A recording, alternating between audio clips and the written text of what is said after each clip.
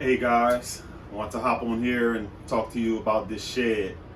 Now I know you're probably wondering, this is a shed?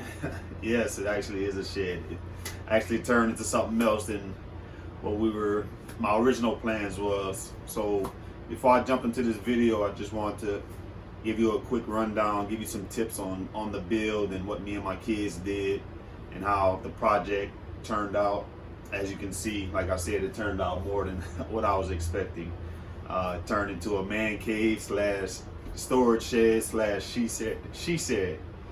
So I just want to give you guys some tips on what we did, what I did right in building the shed, what I did wrong, and just give you a rundown of all the tips and techniques that I used to turn this dry piece of land into this wonderful shed. So I hope you guys enjoy the video. Please like, subscribe, and comment, and I hope it helps you guys out. So here we go, guys. I got my first load of lumber that'll help me build my base. As you can see, I have a bunch of treated wood. These are all things that I'll need to build a foundation of the shed. And guys, basically what I did is just as I needed the materials, I just went to the lumber store and picked the stuff up at Home Depot. So loaded it up, kind of laid out how I was going to design it. As you can see, I have 2x6s. I have my runners, the 4x4s. And what I did is I did pretty much all the layout of my floor joists, the walls, the rafters. I did 24 on center. And as you can see, as I'm laying out the floor joists, I'm just spacing things out 24 on center. So the trick is to make sure that it evens out. Is when you measure your 24 on center, you go like say you measure at 2 foot, you'll go 3/4 of an inch past the 2 foot mark, past your 24 inches, and then you'll come back another 3/4 inch. So it'll be actually 23 1/4 where you'll make a line, and then 24 3/4 where you'll make your other line, as you see that I'm doing. And that's how I laid out my wall. So that's a little tip for you when you're laying out your walls and you're laying out your joists. So to save time, I just mark, you can just do your 3/4 and then mark an X behind it, and you just line up your lumber on the X and the line, and everything should line up. Here's just a shot of me chopping my lumber, slow-mo. Thought it was a cool effect.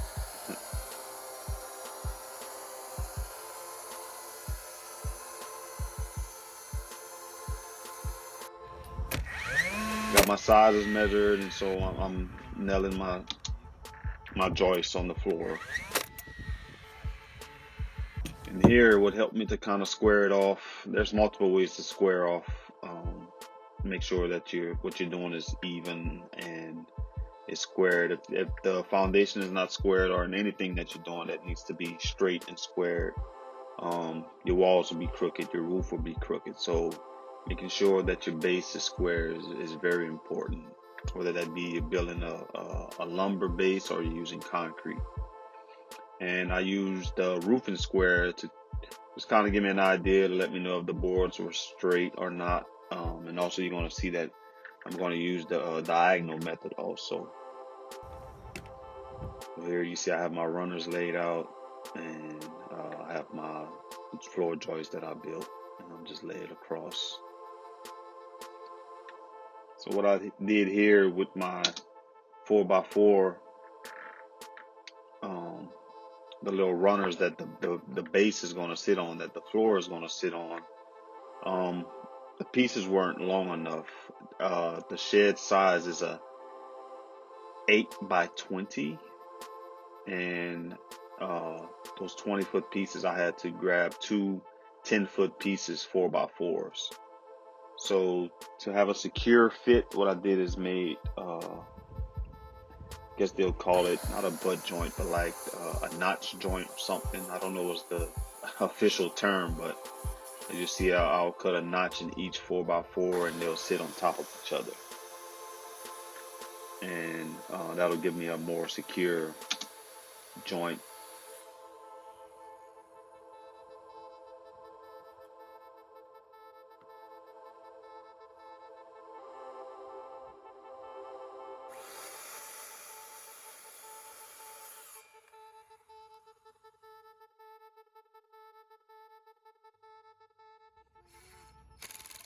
Yeah, so what I did is after I made the cuts, I just fastened it together with some 3-inch screws. I think it was either 3-inch or 2.5-inch screws with the hex head. You guys, when you're doing these type of projects, get the hex head screws. The 4-head Phillips screws, the heads are always stripping for whatever reason. These things with the star bit, I mean, they just secure and go through the wood so smoothly. So I highly recommend that you get that when you're doing your build. You get those type of screws with remember, it has to be exterior screws, not the interior screws, because they're galvanized and they'll stand up better to the weather. You get interior screws, it won't last as long. The screw will start to deteriorate probably within a year. And here I have my level. Leveled the floor after everything was secure. You can see it's on level. There's my base. I have it sitting on some blocks, and then I kind of use some piece of scrap lumber to put it level. And what I'll do later is, I wouldn't recommend leaving the lumber that you use to like shim the floor to bring it to the level you need. I recommend using blocks, and what I came back and did was add blocks and replace the lumber as the shims. I used either 1-inch blocks, 1x4x8, or I had a 2x4x8. There's just different size blocks that you can use if you have to cover such a small gap to level off your floor. What I did was screw the floor joist to 4x4 runners just to make it more secure and give it more security and stabilization. Here you can see my daughter's helping me with the diagonal method to square things out. Now where I kind of messed up is that I was kind of off at a 1/4 inch, and I screwed those rafters down to those runners before I should have, and I shouldn't have did that. I should have made sure that my floor was square all the way, because as I started going up, I kind of fixed it with the walls. I made sure that my walls were level, so that's one thing you can do. If your base is not all the way square, you can kind of fix it with the walls. You can have one slightly out more than the other, and where you could fix it. And that's what I did.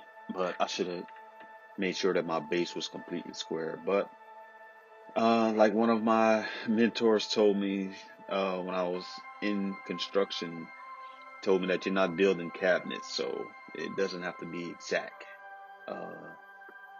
to the inch, but you can play with it. If you're off 1/4 inch or 1/3 of an inch or something like that, you can always make up somewhere else. And again, guys, this is a shed, this is not the home. So my kids are helping me lay out. We're dry fitting the floors. I went with a herringbone pattern because it gives you more stability. It's more secure. What I did, I used, I think it was 5 sheets, 4x4x8 weather treated wood. I cut that fit sheet, as you can see on the end. I cut it in half, and then I'll come with that sheet there and start that herringbone pattern, and you can see that it's all screwed down. And my daughter painted the floor for me. That really helped out. You got some extra paint laying around that you had from an old project or something, you just paint the floor. It'll give it extra protection. So that helped out. Now we begin on the walls. We can begin the layout of the walls. And what you can do is, as you see, I use the chalk line. What I did was measure size of my 2x4, which is, I think it's 3.5. So I laid that, and that's just going to be a guide for when I build the wall, and I can see where it needs to be on the floor. So that's a great thing that you'll need, is a chalk line. And again, I measured 3.5 from the edge of the floor, and that's where my back wall is going to sit. Like I said, guys, I did 24 on center for my walls. I did it for the floor joists. I'm going to do it for my rafters on the ceiling. Again, did the 3/4, make everything fall dead center. So you can see 3/4. And then I'll mark my line and come with my X on the other side. And just a tip to make things go quicker and smoother, guys. What you do, you just put the edge of your 2x4 on the line. Here you see I'm nailing my walls. My daughter's helping me. Guys, if you have kids, it's a great project you can make it a family project where everyone is chipping in. You can even see my dog is watching. I had my son cutting, so that all made things go smoother and quicker for us. Slow-mo action there. Fastening the walls.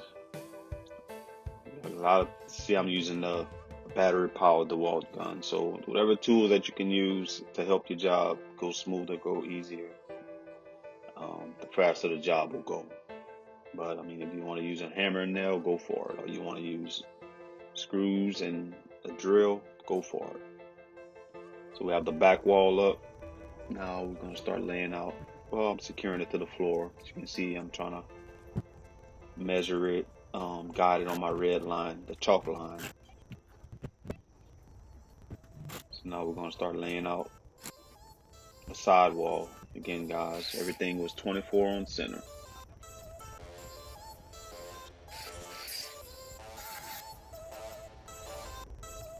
Daughter helping me out again, my son cutting.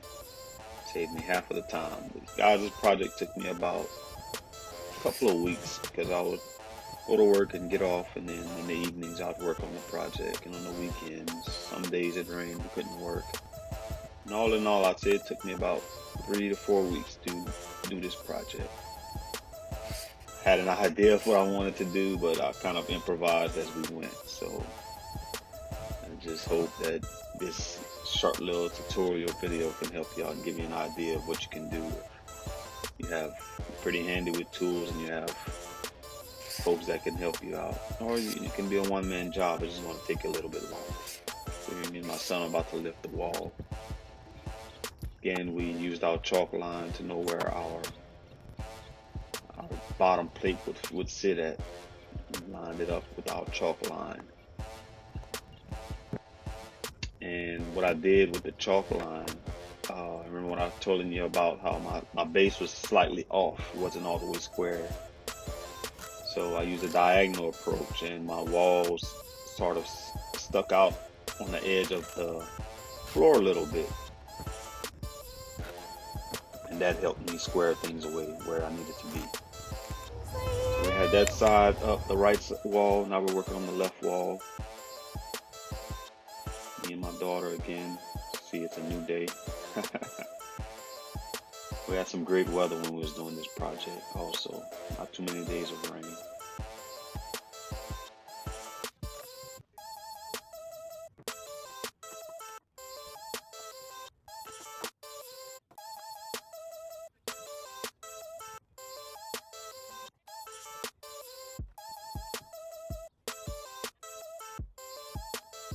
So here we go, I'm securing studs, lining it up to our chalk line, secured it to the floor.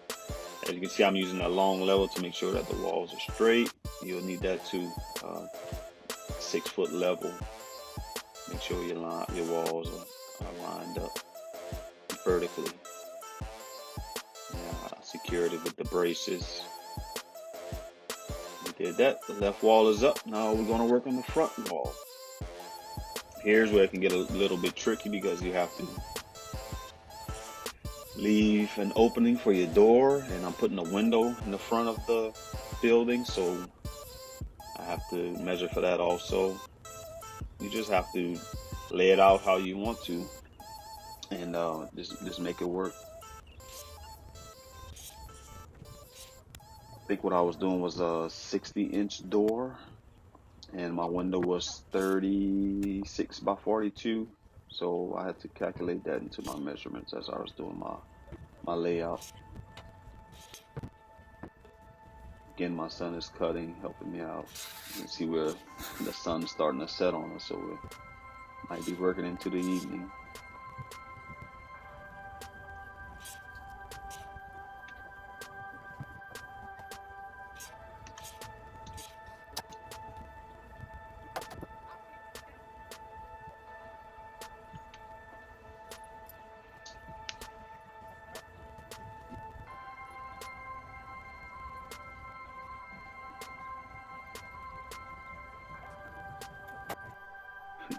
Kids were dancing, killing time.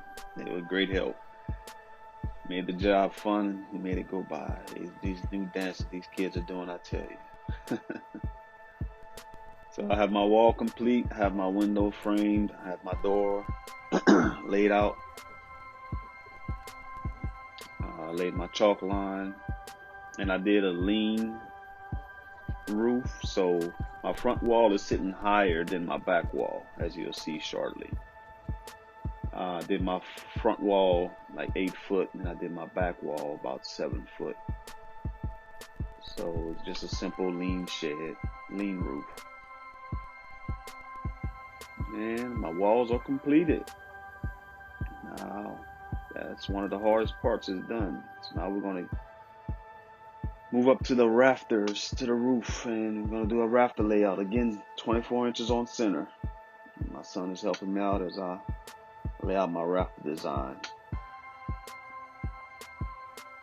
And as you'll see when I'm laying it out, I didn't do the little notch cut that you see a lot of folks doing. The little bird, I guess they call it the little bird edge or whatever they call it, the technical term. You'll see I'll use a unique trick that you could use if you want to do this type of roof. I think it saves you a lot of time. So we did the front wall and doing the back wall. Again, 24 inches on center. And what helps is when you lay your wall out before you start fastening and everything, is that everything will line up perfectly. You'll have a guide to show you where your material must go instead of just trying to eyeball it and figuring if it's straight or not. So what we're doing here is we're gonna put up our 2 edge pieces, our 2 edge rafters, and we're gonna use that as our template or as our guide to line up the other rafters. So right here I'm kind of measuring out how far I want of an overhang I want my back soffit to be, or the back of the roof to be, and how wide my the overhang that I'll have in the front. So that's what we're doing here. Just I was kind of measuring out. I think I did like a 12-inch overhang in the front, and maybe it was 8 inches in the back. So I just thought that was perfect. And what I did here is I used a 10-foot piece of 2x4. So I used 10-foot pieces, which was already cut, so that worked out perfectly. So you'll see here I'm going to use a string line and put up our 2 edge pieces. And remember guys, your string is your best friend. If you ever have to do a long straight line of anything, just use a piece of string. That's your perfect guide. So we have my string line up, and I just butt up each piece of lumber up to the string, and I didn't have to measure anymore. So that's what I was telling you guys about, is the unique trick that I use to attach my lumber to the top plates of the front and the back walls. I just cut a spare piece of 2x4. I lined my rafter up, on my line where I laid out the wall, and I just snap, nailed the lumber to the top plate, and then I nailed the rafter to that's the spare lumber that I used. As you can see there, secured it down, nailed my rafter to my spare piece of lumber, and we did that all the way across, front and back. And I just thought that was unique. It made it go by quicker. I didn't have to do any cutting. And remember, guys, it's just a shed. This is not a home. And as you'll see, as it turns out, it worked out perfectly. Here I have my father-in-law helping me out. So as many hands as you can get to help you with this process, the faster it'll go.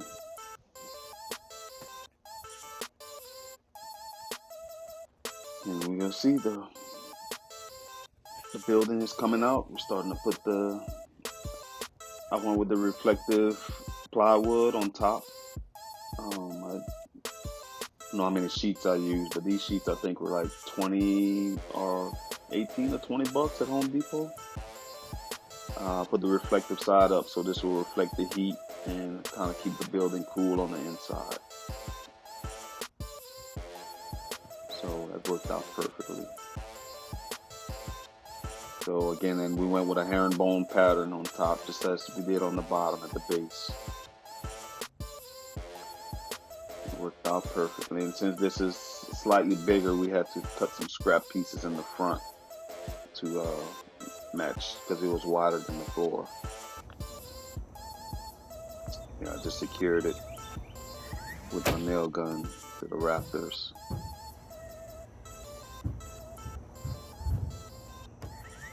Went all the way across.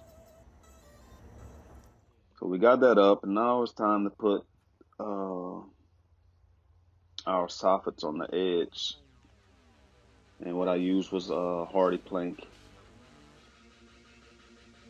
and I just secured it with screws to the edge of my roof.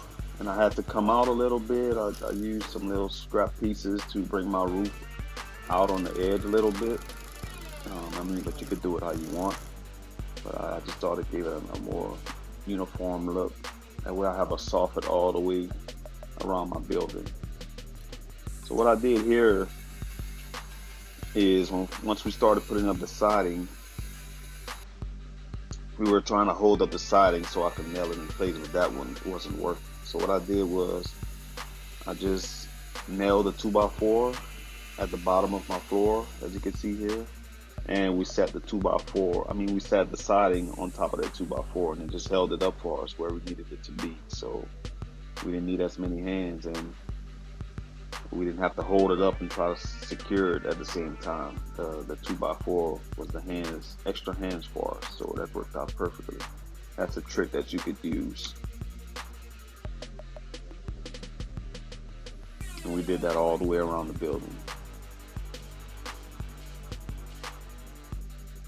So I didn't cut it perfectly to fit in my openings. I just secured the siding to the building, and then I got my son to just cut with my jigsaw all the way around the door opening and the window openings, as you'll see. Just think it's faster that way. Here you see he's doing it for the window. So here I'm putting the felt on my roof. I did my drip edges. It looks pretty neat. It looks like it's ready for metal. I have to order my roof. Here we're looking at the building. It's coming along. I'll have to close up the top edges, as you see where the opening is at the top. But I have my opening for my door, my opening for my window. I have my boxing around at the top. I started to caulk. I caulked the screws. I just try to make this building last as long as it can. I gapped any where the siding overlapped or met each other. I caulked it. I just used a lot of caulk, guys. It's $1 a tube, so as much caulk as you can use, go for it. I think it'll make your building last longer.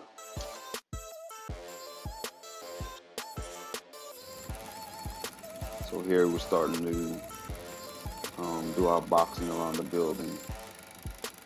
You can see what we have here. I just went all the way around the building with the same siding material that's on the walls. I just think they give it a uniform and unique look. We have the siding that came in. I had to order from Home Depot. Captain just giving us a hand.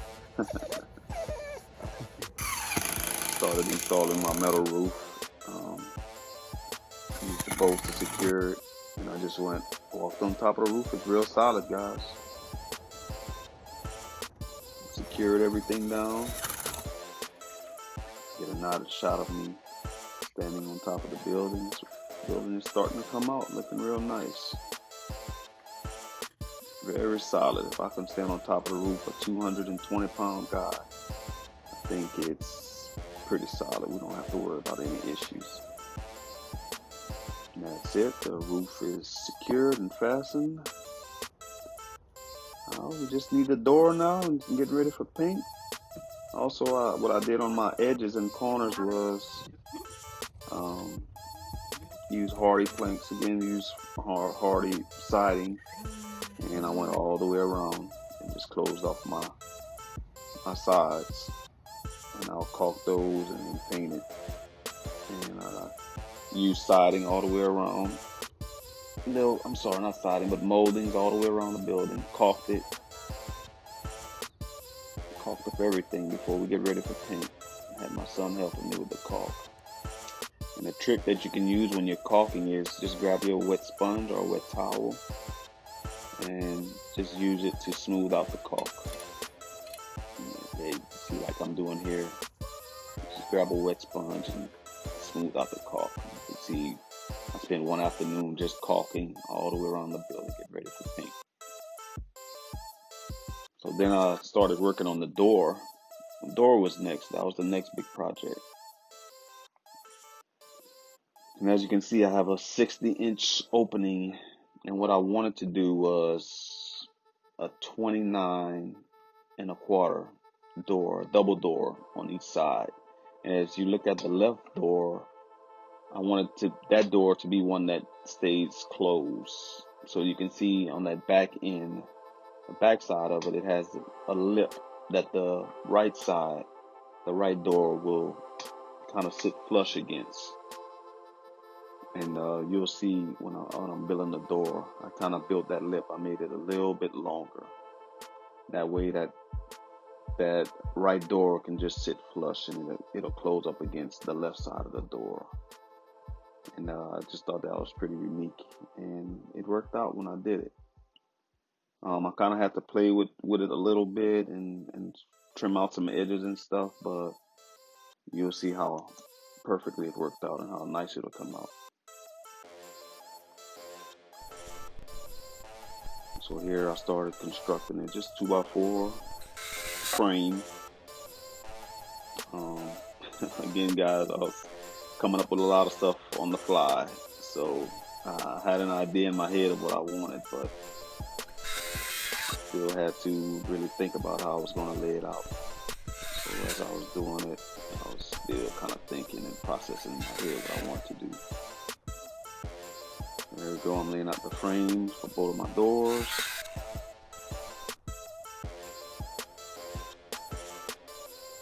Get my daughter to help me secure it. There we go, extra pair of hands. I use my nail gun for some parts of it. Some parts I use my drill. Just making it, shooting it in at an angle was kind of difficult. I could have used it. I have one of those keg deals, the little pocket hole deals, but I didn't want to use that because it just takes a lot of time, and this was just the frame. I'm going to sandwich the frame in between two pieces of plywood like I showed you in that drawing. So I didn't want to go through the hassle of pulling out my pocket jig kit to secure it, but it would have made it more secure. But being that it was sandwiched between the two pieces of plywood, I didn't have to worry about it going anywhere. Just had to make sure that my frame was square.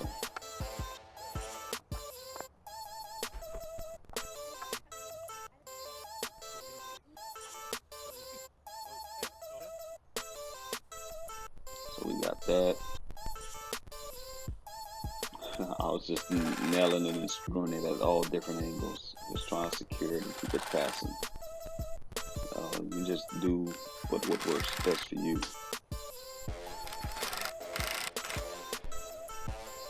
But between the nailing and me screwing screws at different angles, you see I came on the top, one of them I came from the side, it's whatever works for you. Now I'm starting to cut my plywood, and this will be the front face of the door, so it's the same siding as the shed itself.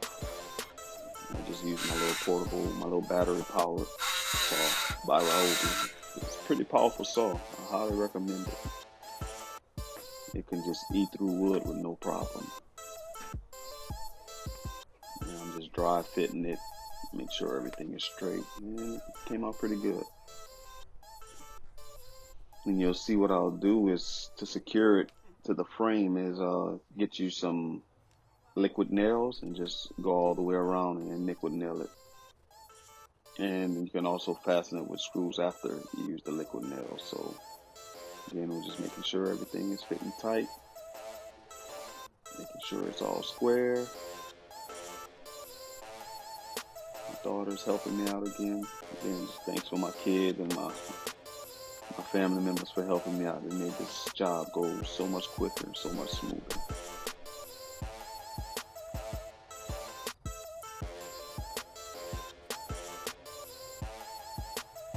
And just double checking it all is well. It's fitting perfectly.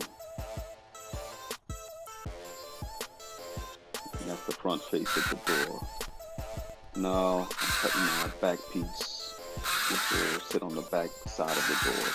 Remember, I have to cut it a little bit wider because I'll have that lip sitting in the back. And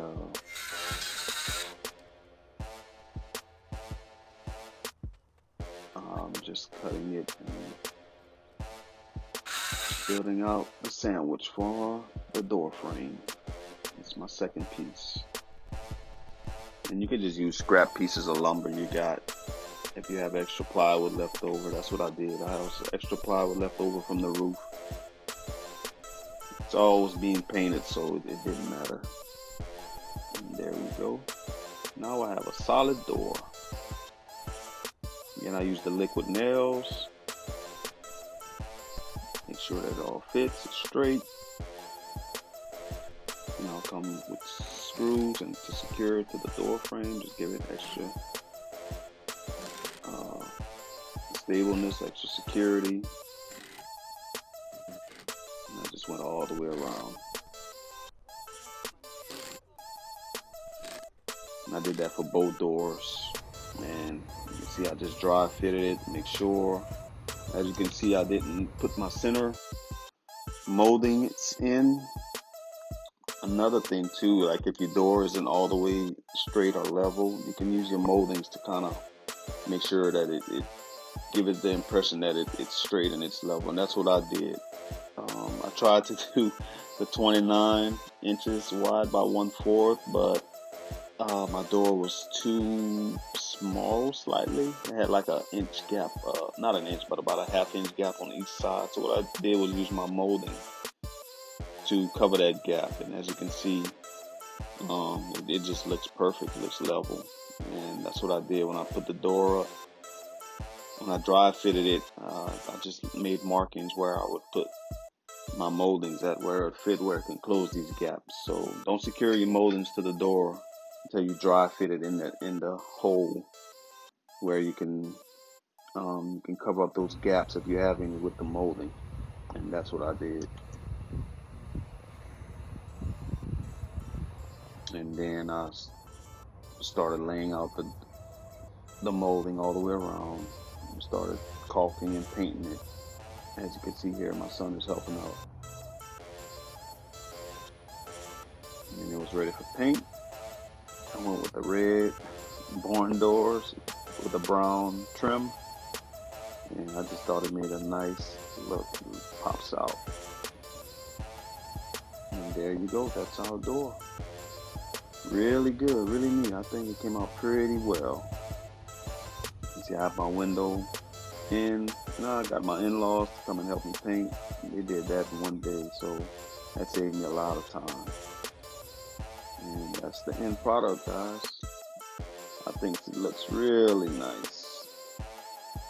Really good. To say that I was going to purchase a Home Depot shed, and for the price of what I would have paid, I don't believe I'd get half of what we created. And again, it took a little more time than if you'd have ordered it online, but I wouldn't have had these family memories, and me and my kids can talk about it, and my in-laws, and how we built this shed together, and it came out nice, and I really like it.